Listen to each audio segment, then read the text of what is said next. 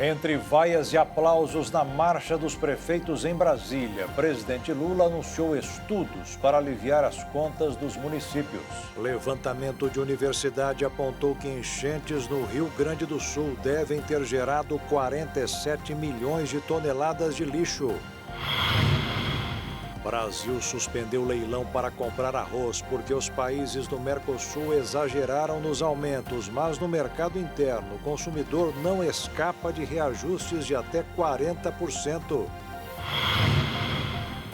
STF tornou réus a deputada Carla Zambelli e o hacker Walter Delgatti por suposta invasão ao sistema do Conselho Nacional de Justiça. Crime de perseguição conhecido como stalking disparou no Brasil. Começaram as cerimônias de sepultamento do presidente do Irã morto em acidente de helicóptero. Goleiro Cássio fecha acordo e é apresentado oficialmente como novo atleta do Cruzeiro de Minas Gerais. Um grupo de voluntárias do Rio Grande do Sul montou uma lavanderia exclusiva para a roupa das pessoas afetadas pelas enchentes. Agora no Jornal das 22.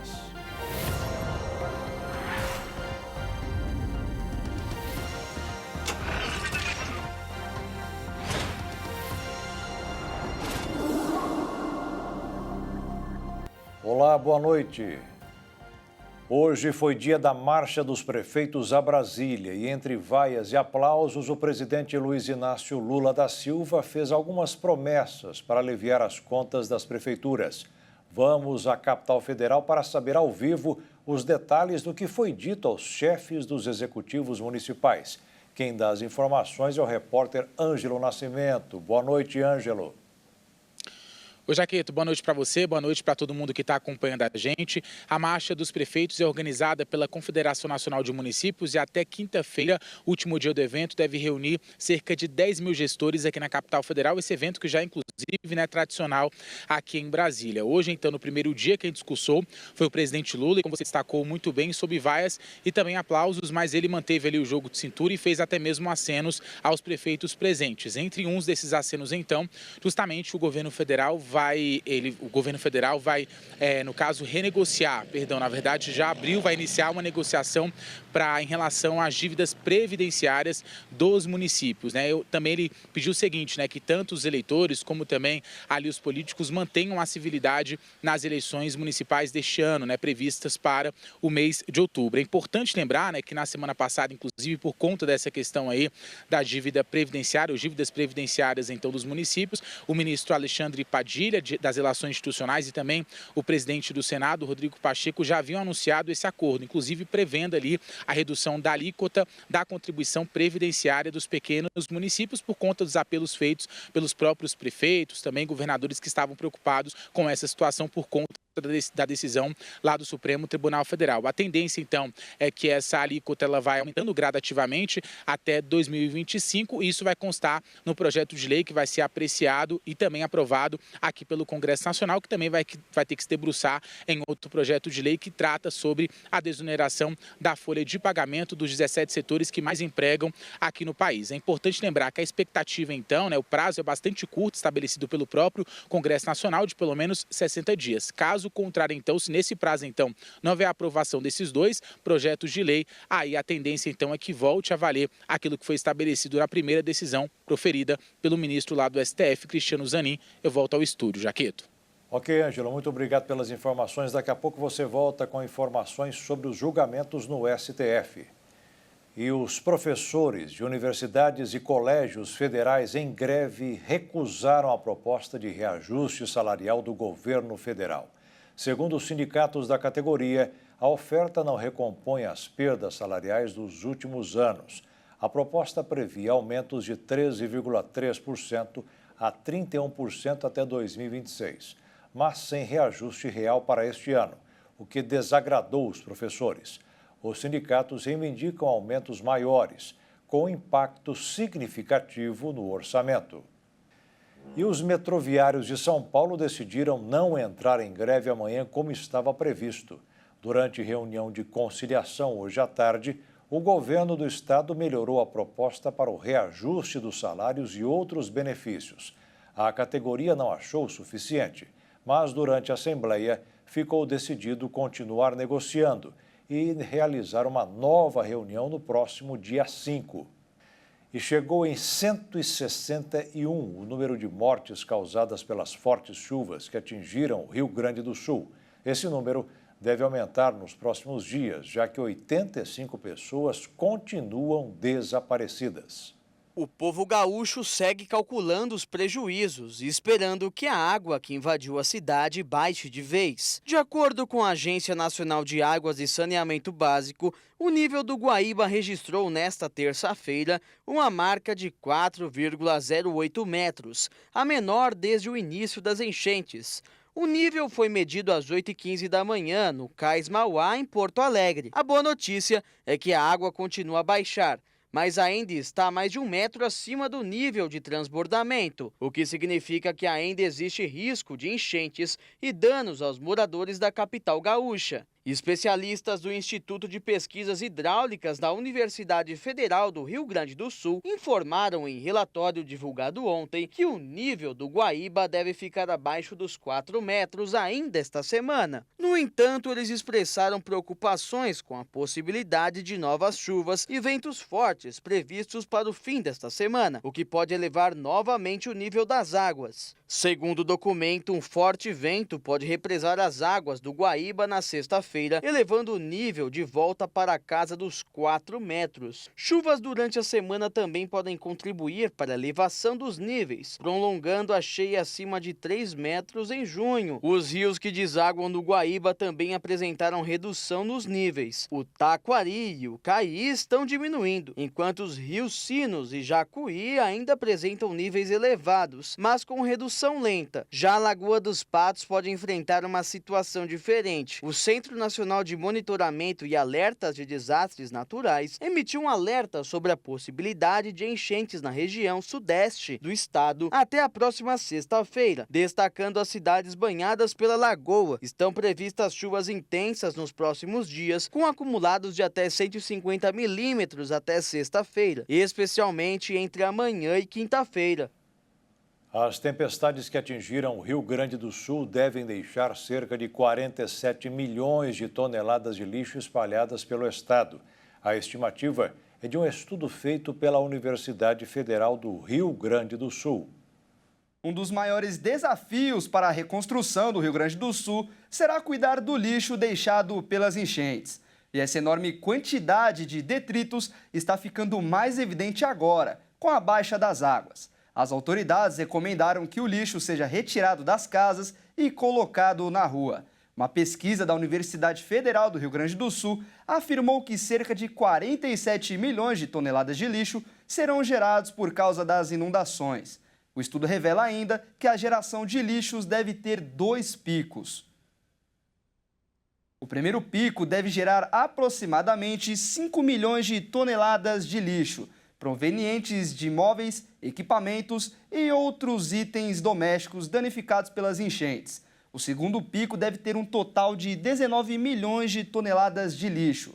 Esses resíduos são gerados pela destruição estrutural dos edifícios que permaneceram submersos por um período prolongado. Essa moradora da cidade de Lajeado já começa a lidar com o problema. Após o nível da água baixar em sua casa, ela retornou para ver a situação. Ao abrir a porta, se deparou com uma grande quantidade de lixo e de lama em toda a casa. Aos poucos, ela vai colocando todo o lixo na parte de fora da casa e tirando o grosso do lamaçal com um rodo. Outro vídeo que viralizou foi de um morador do município de Três Coroas. Ao caminhar pelas ruas, ele mostra a quantidade de lixo que foi despejado nas calçadas, que impedem até mesmo a passagem dos pedestres. No meio de todos os resíduos descartados, é possível ver sofá, cama, armários e restos de materiais de construção que foram destruídos. Esse trabalho de remoção deve demorar meses e terá um grande custo para os cofres públicos.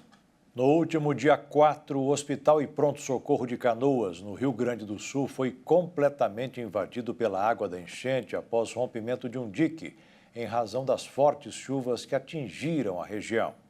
Quando a água invadiu o local, dezenas de pacientes tiveram que ser removidos às pressas para outras unidades de saúde, entre elas 80 pessoas que estavam internadas na UTI. Para esvaziar o hospital, foram utilizados barcos e um helicóptero.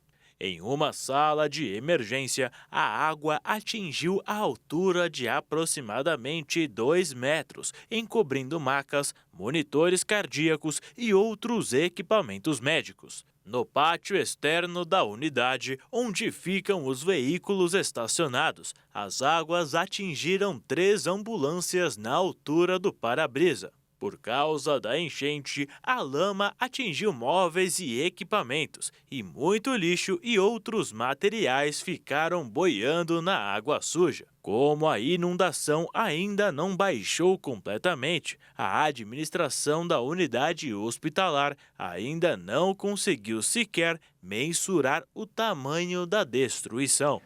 Em locais de grande inundação, como ocorre no Rio Grande do Sul, o que também preocupa são doenças como a leptospirose, transmitida pelo contato com a água infectada com urina de animais, principalmente ratos.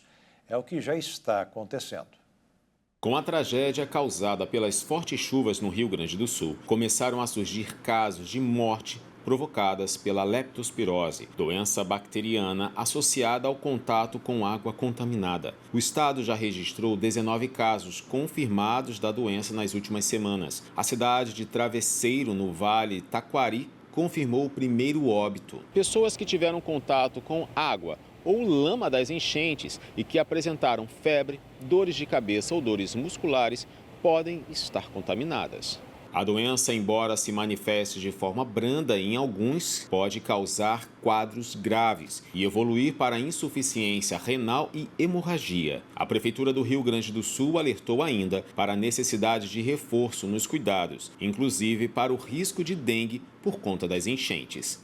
E agora à noite, a Secretaria da Saúde da cidade de Venâncio Aires, a 180 quilômetros de Porto Alegre, confirmou a segunda morte causada pela leptospirose. A vítima era um homem de 33 anos. E veja a seguir, STF tornou réus a deputada federal Carla Zambelli e o hacker Walter Delgatti por suposta invasão ao sistema do Conselho Nacional de Justiça. E mais, enquanto o Brasil suspende leilão para comprar arroz porque os países do Mercosul exageraram nos aumentos, no mercado interno o consumidor não escapa de reajustes de até 40%.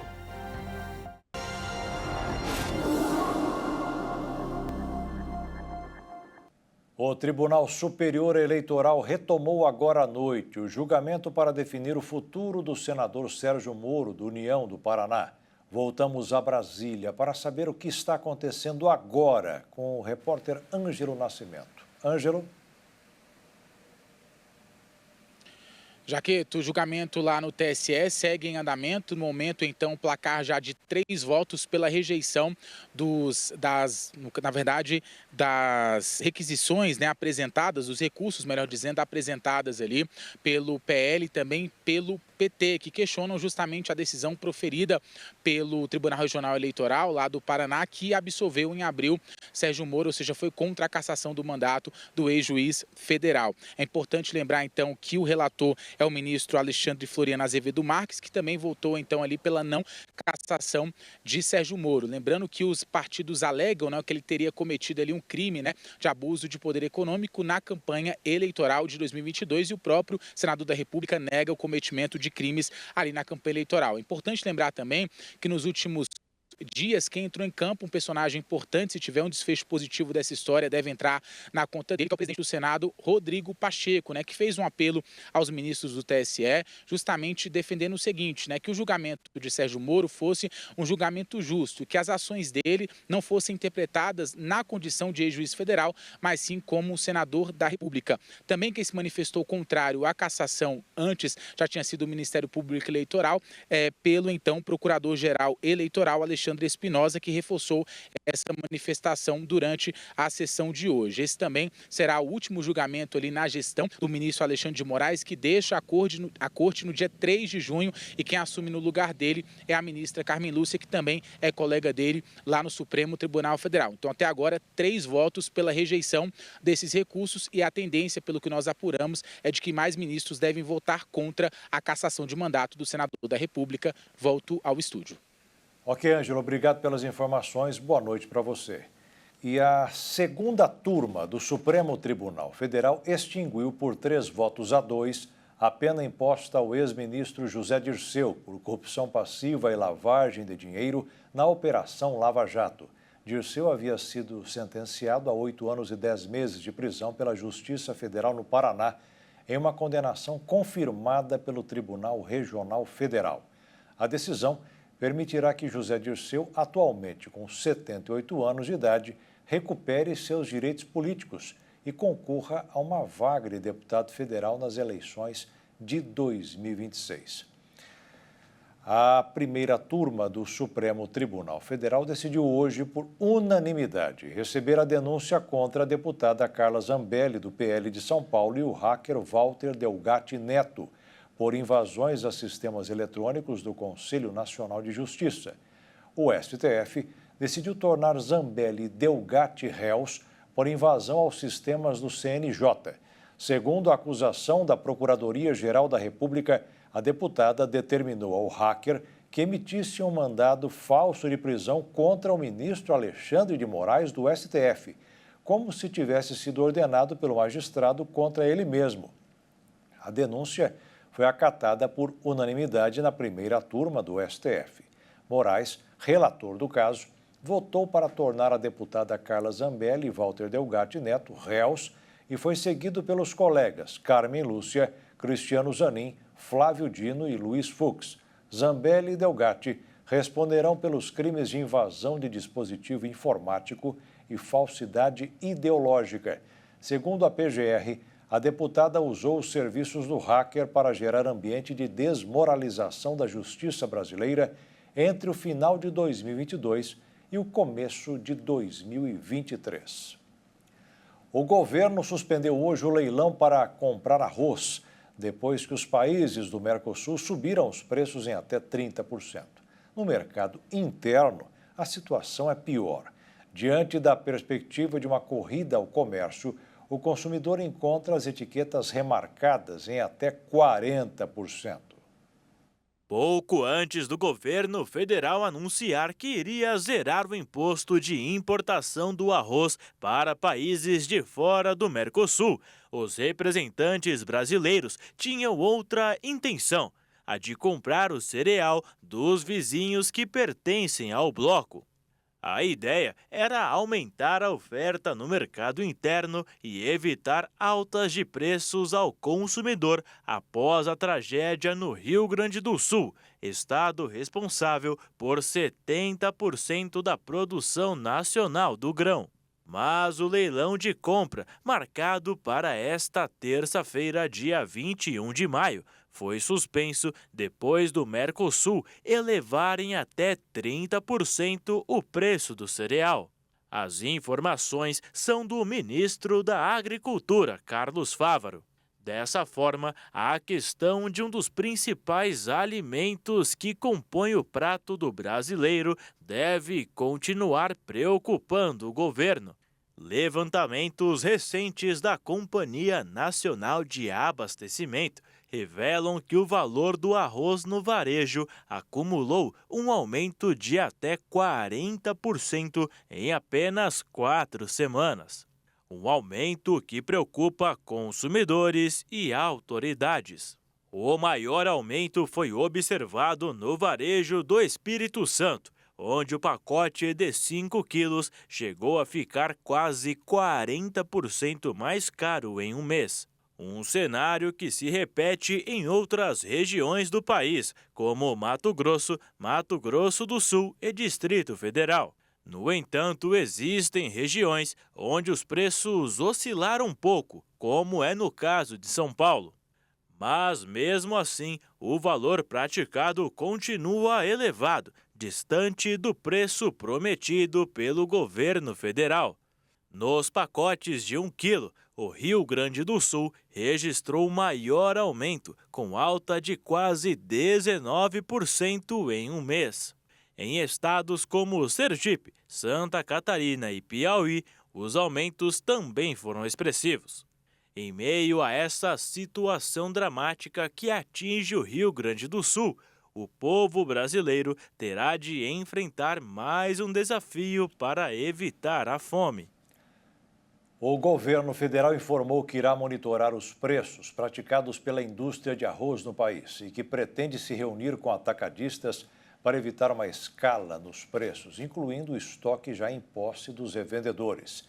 O ministro da Agricultura, Carlos Fávaro, afirmou que esse seria o primeiro passo para garantir o abastecimento sem escalada de preços do arroz no país. E o governo arrecadou quase 229 bilhões de reais em abril. Foi o 5º aumento seguido e o maior dos últimos 30 anos. Desde janeiro, o valor acumulado passou dos 886 bilhões de reais, representando um aumento de 8,3% em relação ao mesmo período do ano passado. Segundo a Receita Federal, mesmo com recuos na produção em vários setores, o resultado foi alcançado graças ao aumento da massa salarial e pelo comércio exterior. E hoje não foi dia de grandes emoções no mercado financeiro. O dia foi para compras e vendas normais, diante da falta de grandes novidades, tanto no exterior quanto no Brasil. Com isso, o dólar fechou em alta de 0,2%, cotado em R$ 5,11 na venda. E a Bolsa de Valores fechou em baixa de 0,27% aos 127.412 pontos. E o mercado mundial de turismo deverá voltar aos níveis pré-Covid-19 ainda este ano. A previsão foi divulgada hoje pelo Fórum Econômico Mundial. O Brasil foi classificado como a 26ª principal economia no desenvolvimento do turismo, sendo o único país latino-americano entre os 30 primeiros. Estados Unidos, Espanha, Japão, França e Austrália lideraram o ranking. Desmatamento na Mata Atlântica registra queda de 27% em um ano. O levantamento é da Fundação SOS Mata Atlântica, em parceria com o Instituto Nacional de Pesquisas Espaciais.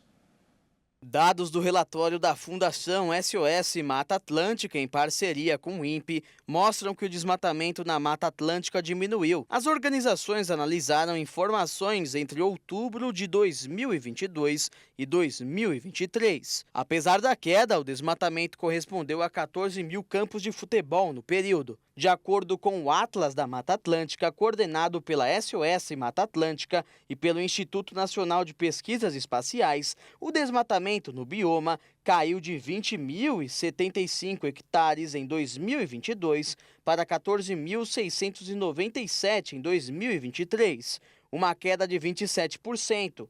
A entidade ressalta que esses dados, entretanto, oferecem uma visão parcial do cenário. Isso porque o Atlas monitora áreas superiores a 3 hectares de florestas maduras, o que corresponde a 12,4% da área original do bioma. O Atlas mostrou diminuição do desmatamento em grande parte dos 17 estados da Mata Atlântica. Minas Gerais, Paraná e Santa Catarina se destacaram de forma positiva com a queda. Os estados onde a destruição do bioma aumentou foram Piauí, Ceará, Mato Grosso do Sul e Pernambuco. Esses são locais onde estão as áreas de transição com o Cerrado e a Caatinga. A redução no desmatamento na área contínua é sinal de que as políticas de conservação e o monitoramento intensivo estão produzindo resultados positivos. A restauração do bioma também tem papel importante para a adaptação às novas condições climáticas. A Mata Atlântica, atualmente, possui apenas 30% de sua cobertura original. Estudos internacionais apontam que ele deveria estar entre os biomas com prioridade para a restauração, pois ajudaria na diminuição dos efeitos das mudanças climáticas. Os acidentes de trânsito fazem milhares de vítimas todos os anos no Brasil. E quase 80% delas são de pedestres, ciclistas e motociclistas. Os dados são de uma pesquisa divulgada pela Abramet. Nos últimos 10 anos, mais de 2 milhões de atendimentos de vítimas de sinistros graves de trânsito foram realizados no Sistema Único de Saúde. Só em 2023, foram mais de 260 mil internações na rede pública, decorrentes das colisões, a maioria de motociclistas. Entre eles, foram quase 142 mil hospitalizações no ano passado, contra 39 mil pedestres e 15 mil ciclistas hospitalizados após sinistros. Esses 3 grupos também compõem pelo menos metade das mortes registradas no trânsito todos os anos.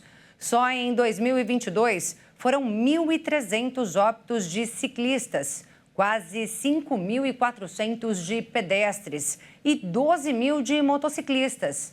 Entre internações e mortes contabilizadas anualmente, 80% em média envolvem homens. E as principais causas dos acidentes normalmente são alta velocidade e embriaguez ao volante.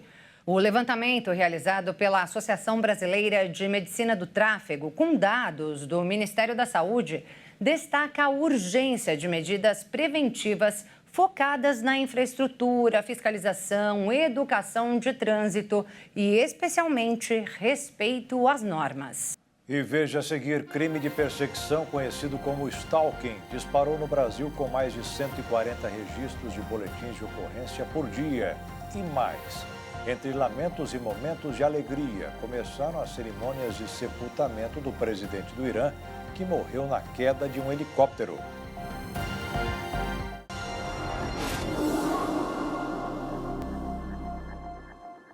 A polícia desencadeou hoje uma mega operação para desmantelar um dos maiores esquemas de lavagem de dinheiro do Rio de Janeiro, armado pela facção Comando Vermelho.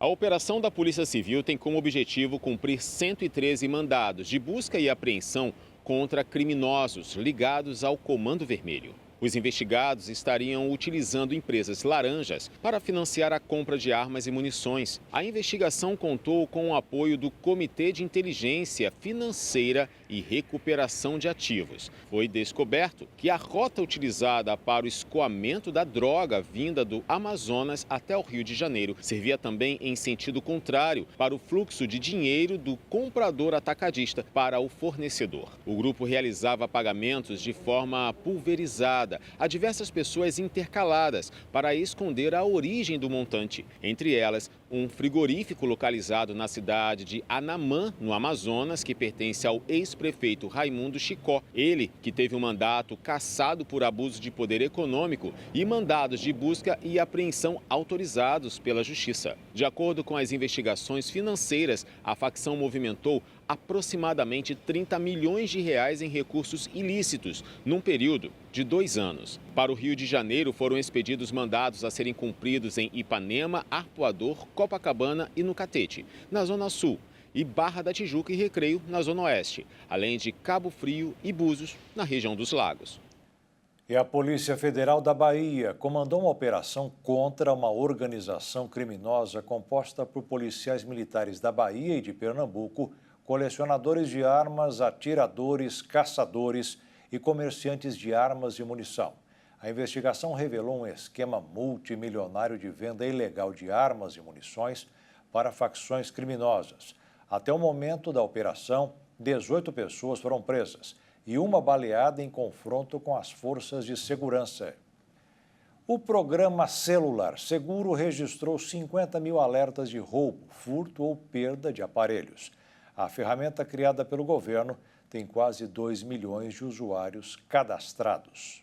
As informações foram divulgadas pelo Ministério da Justiça e Segurança Pública. Até o momento, o sistema criado pelo governo já conta com 1.900.000 pessoas cadastradas e 50 mil alertas de aparelhos bloqueados. O Celular Seguro foi lançado em dezembro de 2023 para bloquear celulares que foram roubados, furtados ou perdidos. Dessa forma, o vazamento de dados bancários e telefônicos são evitados. A ferramenta é compatível com sistemas Android Android, iOS e computador. A ferramenta oferece uma espécie de botão de emergência que permite comunicar roubo, furto ou perda do celular e pedir o bloqueio de aplicativos de banco e da linha telefônica. Esse alerta pode ser feito pelo dono do celular ou por uma pessoa de sua confiança. Um crime que atormenta cada vez mais brasileiros ganha destaque nas estatísticas. É o stalking, ou perseguição de pessoas com mensagens nas redes sociais, ligações telefônicas ou até aparecer de surpresa no mesmo local que ela. De acordo com o anuário do Fórum Brasileiro de Segurança Pública, em média, são registrados 147 boletins de ocorrência todos os dias. O caso que chamou atenção recentemente foi de uma mulher chamada Kawara Welch, presa sob a acusação de perseguir durante 5 anos um médico e sua família em Ituiutaba, no Triângulo Mineiro. A defesa de Kawara nega as acusações, alegando que ela buscava apenas manter a relação com o médico. No entanto, a polícia destaca as evidências apontadas para um padrão de perseguição e ameaças. Mas essa situação não é um caso isolado. Segundo o anuário do Fórum Brasileiro de Segurança Pública, o número de denúncias de stalking no Brasil teve um aumento de 75% em 2022 em relação ao ano anterior. Dados do Fórum Brasileiro mostram que o stalking é mais frequente em alguns estados, como em São Paulo e no Amapá. Por isso, as autoridades recomendam cada vez mais que todas as vítimas denunciem e forneçam provas para que as investigações possam ser iniciadas. Essa prática, que passou a ser criminalizada há apenas 3 anos, ainda é alvo de conscientização e proteção das vítimas. Especialistas informam a importância da lei sobre a perseguição, já que antes dela, muitas pessoas não percebiam que estavam sendo vítimas desse tipo de violência. A Lei 14.132, sancionada em abril de 2021, prevê pena de reclusão de 6 meses a 2 anos para quem pratica o stalking. E essa pena pode ser aumentada em casos específicos, como quando o crime é cometido contra crianças, adolescentes ou idosos. É importante também identificar os sinais de stalking e incentivar o registro de ocorrências. Os especialistas ressaltam também que muitas vezes as vítimas tentam minimizar o problema, mas é fundamental denunciar para evitar episódios mais graves. Sendo assim, fica aqui o alerta. Estejam sempre atentos aos sinais de stalking e lembrem-se da importância de denunciar qualquer tipo de violência. As cerimônias fúnebres para o presidente do Irã, Ebrahim Raisi, todas as vítimas da queda de um helicóptero no último domingo, começaram hoje em Tabriz. O sepultamento de Raisi será realizado no próximo dia 23 de maio em Mashhad, cidade natal do líder iraniano no nordeste do país. Ao mesmo tempo que uma multidão segue o cortejo do presidente iraniano, ONGs e os opositores lamentam a partida de Raisi, porque ele não vai ser julgado pelos crimes que cometeu durante mais de 3 décadas. Além de Raisi, também estava a bordo do helicóptero que caiu na região leste do Azerbaijão o ministro das Relações Exteriores do Irã, Hossein Amir Abdollahian, e mais 7 pessoas. Segundo a IRNA, agência de notícias iraniana, os corpos das vítimas serão sepultados um dia depois, nos respectivos locais de nascimento. A despedida é feita enquanto as autoridades investigam a queda da aeronave. De acordo com o embaixador iraniano em Moscou, Kazem Jalali, só depois da investigação em andamento é que o Irã poderá anunciar as causas da queda do helicóptero, dizendo se foi apenas um acidente. Ebrahim Raisi estava sendo preparado para suceder o Ayatollah Ali Khamenei, que é a figura mais importante do país, que sempre dá a última palavra. Agora, quem aparece como candidato ao cargo é o filho dele, o Ayatollah Ahmed Khatami, que, como Raisi, integra a Assembleia dos Experts, encarregada de eleger o líder espiritual. Como presidente morto, Khatami representa a linha dura. A diferença é que ele não tem o mesmo prestígio angariado por Raisi nos últimos anos no entorno do poder. A sucessão tenderá a enfraquecer ainda mais a já combalida teocracia odiada por muitos iranianos que desejam mais liberdade e prosperidade e sair da condição de paira internacional do país. Raisi era ultraconservador. Sua chegada ao poder em 2021 foi pavimentada pela ruptura do acordo nuclear pelo então presidente dos Estados Unidos, Donald Trump, em 2018. O acordo havia sido costurado em 2015 pelo ex-presidente Hassan Rouhani,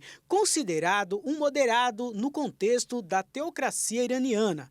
Rouhani derrotou Raisi em 2017, quando se reelegeu, embalado pela euforia do acordo. Para obtê-lo, aceitou submeter o Irã ao regime de inspeções mais rigoroso e invasivo da história da Agência Internacional de Energia Atômica.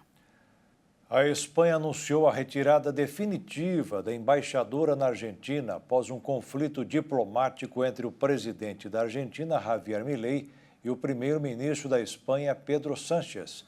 Javier Milei se referiu à esposa de Sánchez, Begoña Gomes, como uma mulher corrupta, durante uma reunião em Madrid de líderes da extrema-direita organizada pelo partido espanhol Vox. O governo da Espanha anunciou a retirada da embaixadora María Jesús Alonso Jiménez. Ela foi chamada e deverá permanecer definitivamente em Madrid. A decisão aconteceu depois que o presidente argentino Javier Milei se recusou a pedir desculpas após acusar a esposa do chefe do executivo espanhol. Milei disse em sua rede social: "Não vou me desculpar em hipótese alguma. O agredido fui eu." O presidente argentino afirmou que funcionários do governo espanhol o chamaram de xenófobo, racista, de extrema-direita, negacionista da ciência e misógino. Segundo o presidente argentino, a decisão do governo espanhol é um disparate típico de um socialista e que ele não adotará nenhuma medida similar. Uma cidade japonesa instalou uma grande barreira de malha em um ponto popular para a visualização do Monte Fuji nesta terça-feira, na tentativa de desencorajar um número crescente de turistas que tiram fotos incansavelmente do local.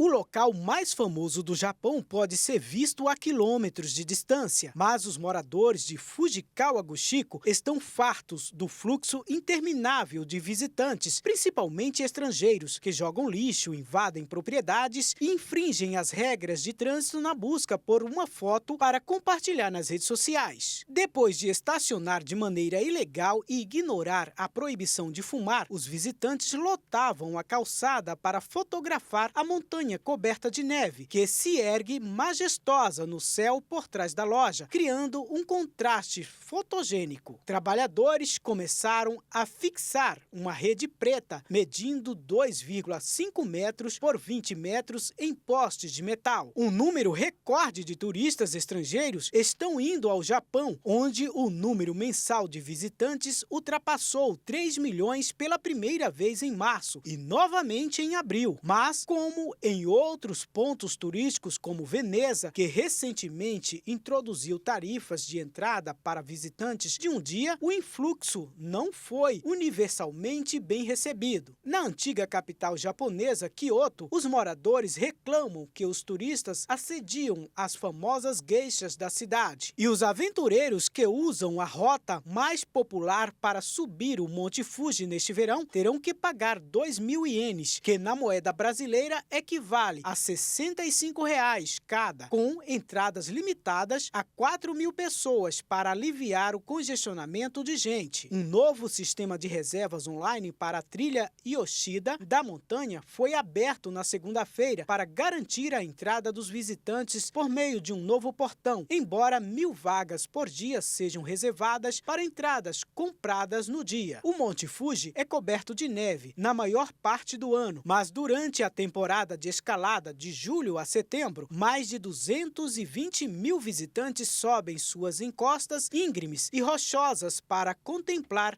a beleza das alturas. E veja a seguir, goleiro Cássio fecha acordo e é apresentado oficialmente como novo atleta do Cruzeiro de Minas Gerais. E mais, um grupo de voluntárias do Rio Grande do Sul montou uma lavanderia exclusiva para a roupa das pessoas afetadas pelas enchentes.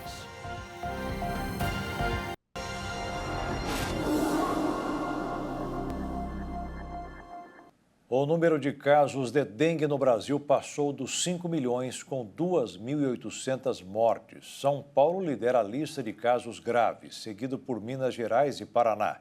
Segundo o Ministério da Saúde, o aumento alarmante de casos é atribuído à combinação de fatores, como mudanças climáticas e a presença simultânea de mais de um soro positivo, um sorotipo do vírus. Atualmente, os 4 sorotipos do vírus circulam no país. E os moradores da capital paulista poderão se imunizar contra a Covid-19 com a vacina atualizada contra a doença a partir de amanhã. Neste primeiro momento, as doses serão aplicadas nos grupos prioritários, que inclui crianças entre 6 meses a 4 anos, gestantes, mulher que tiveram filhos recentemente, pessoas com sistema imunológico comprometido e idosos. As doses serão oferecidas nas UBS e AMAs. Ontem, a cidade recebeu um lote com mais de 135 mil doses da vacina fabricada pela Moderna, fornecida pelo governo estadual. Este imunizante conta com tecnologia para proteger contra uma nova sublinhagem do coronavírus, caracterizada pela replicação mais rápida. Esta inclusão da imunização contra a Covid no calendário vacinal das crianças menores de 5 anos e na estratégia anual para grupos prioritários marca um avanço significativo na batalha contra a doença. E agora é oficial. O gigante Cássio foi contratado pelo Cruzeiro de Minas Gerais e vai trocar de camisa depois de quase 12 anos e meio defendendo o Corinthians. A apresentação do reforço foi no centro de treinamento da Raposa. Essa cena provavelmente não voltará a ser repetida novamente. Quem viu Cássio atuar na equipe do Corinthians por mais de 12 anos jamais imaginaria que um dia o goleiro com o maior número de jogos, mais pênaltis defendidos e inúmeros títulos e recordes quebrados sairia do clube alvinegro sem ser aposentado. Mas, como diz o ditado popular, o futebol é uma caixinha de surpresa e a saída do goleiro de 36 anos deixou muita gente espantada. Com isso, Cássio desembarcou hoje em Minas Gerais. Com direito a jatinho e muita festa da torcida cruzeirense, o goleiro Cássio iniciou uma nova etapa em sua carreira. O ídolo corintiano foi anunciado nesta terça-feira e assinou um vínculo com o clube mineiro até o final de 2027. Cássio desembarcou no aeroporto e, na companhia do CEO Alexandre Matos, seguiu direto para a Toca da Raposa. Uma grande concentração de torcedores se reuniu em frente ao CT do clube mineiro à espera da nova atração. Vestido de azul, Cássio recebeu das mãos do mandatário cruzeirense uma camisa amarela com seu nome às costas. Solícito com os torcedores, o goleiro atendeu aos pedidos de fotos e autógrafos. Obrigado pela recepção, torcedor cruzeirense, todos. Muito feliz, muito empolgado e tenho certeza que a gente vai ser muito feliz aqui. Já na parte interna da Toca da Raposa, Cássio recebeu um presente especial. O goleiro foi muito bem recebido pela torcida Autistas Cruzeirenses, que lhe entregaram uma cesta de presente e muitas falas de apoio ao novo goleiro. Já o presidente do Clube Mineiro, Pedro Lourenço, empolgado com o anúncio da contratação, disse que o clube vai entrar em uma nova fase. Cássio chega para reforçar o Cruzeiro no Campeonato Brasileiro, mas só vai poder fazer a sua estreia a partir do dia 10 de julho, com a reabertura da janela de transferências. Uma pesquisa da Universidade Estadual de Mato Grosso do Sul mostra que alguns tipos de plantas aquáticas, conhecidas como aguapés, facilmente encontrados em lagos de Dourados, têm potencial para a produção do biodiesel. Quem é que poderia imaginar que essas plantinhas aquáticas trazem tantos benefícios ao meio ambiente? Quando na água é ela quem comanda a purificação de lagos ou rios. Funcionam como filtros biológicos. Responsável pela fitorremediação, que é a capacidade de absorção que tem as raízes das plantas, que além de absorverem a água e nutrientes, são responsáveis também por seu crescimento, conforme explica esta engenheira química pesquisadora da Universidade Estadual de Mato Grosso do Sul. De forma geral, essas plantas já estão ali naturalmente, mas a sua reprodução ela é aumentada quando nesses ambientes tem mais nutrientes, como carbono, nitrogênio ou fósforo.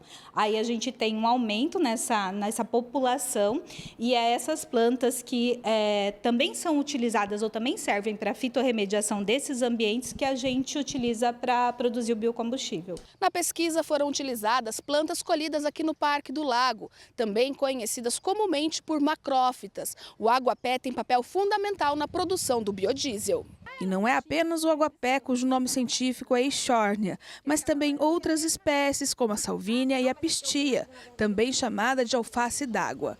Todas foram estudadas durante a pesquisa e podem ser utilizadas não apenas para purificar as águas, mas na produção do biocombustível sustentável, através da biomassa que não agride o meio ambiente. A ideia dessas plantas é porque elas não estão na cadeia alimentar, ou seja, eu não uso elas para minha alimentação, então eu não deixo de usar soja para finalidade de produção, por exemplo, de alimento, para fazer biocombustível. Não, eu pego agora uma outra matéria-prima que não está na minha cadeia alimentar para a produção desse biocombustível. E essa é a ideia. E como eu posso usar elas também para biorremediação, né, fitorremediação, então elas estão lá limpando esse ambiente, a ideia é a gente conseguir usar elas para limpar esse ambiente e depois ainda produzir esse biocombustível.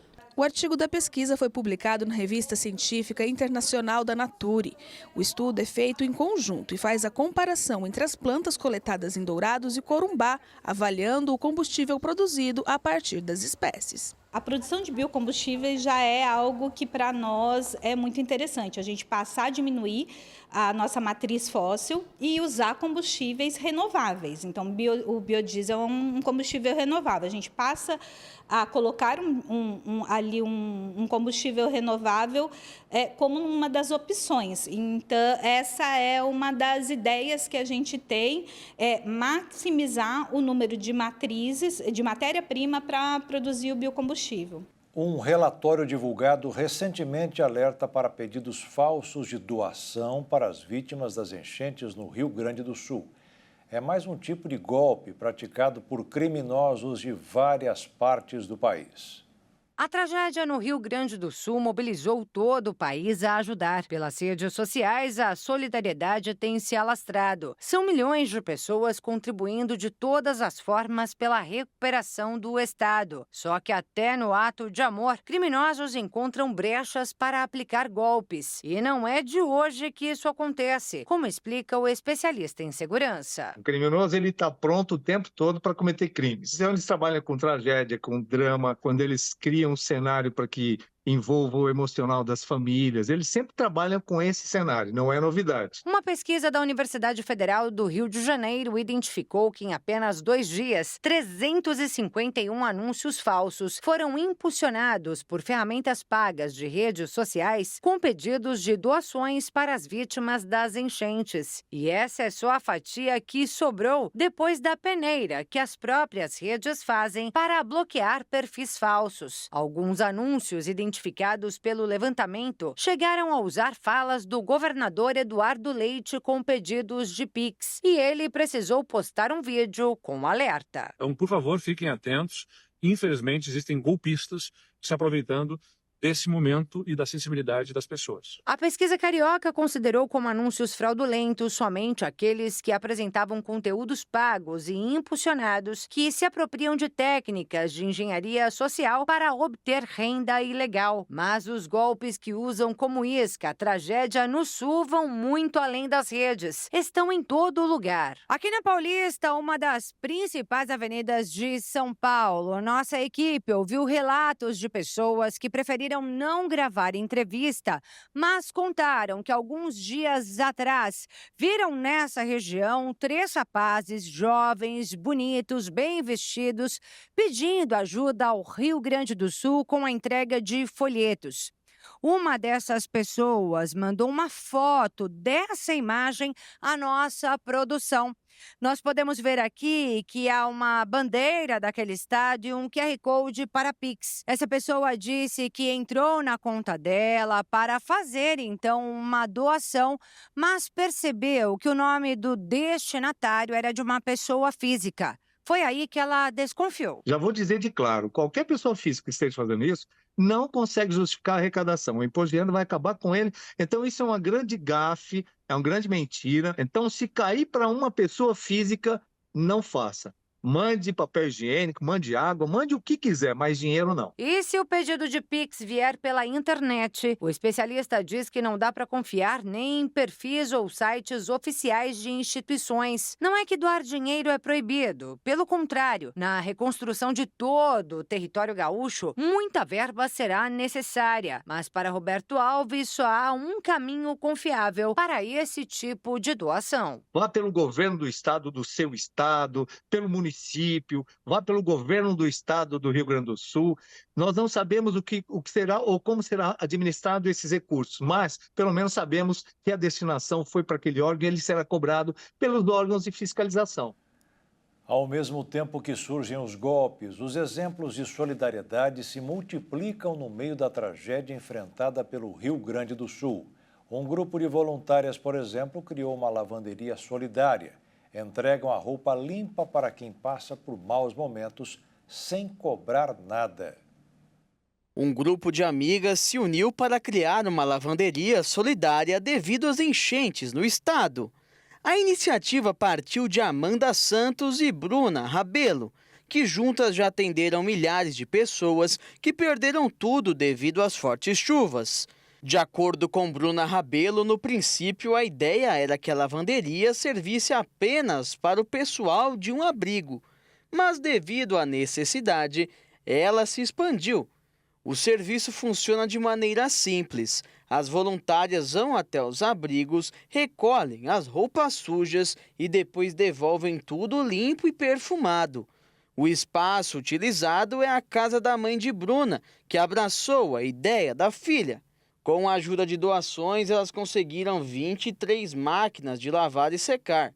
A manutenção e instalação desses equipamentos também são feitas por voluntários.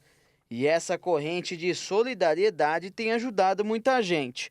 Até agora, a Lavanderia Solidária já atendeu mais de 19 abrigos de pessoas e 6 de animais, totalizando 300 pets e 2.800 moradores desabrigados. A operação do local é garantida por doações que incluem produtos de limpeza. A cada nova doação, a alegria toma conta. Em um vídeo compartilhado nas redes sociais, um dos voluntários comemora a chegada de uma nova máquina. A lavanderia é uma demonstração de que, mesmo em tempos difíceis, a solidariedade pode fazer toda a diferença.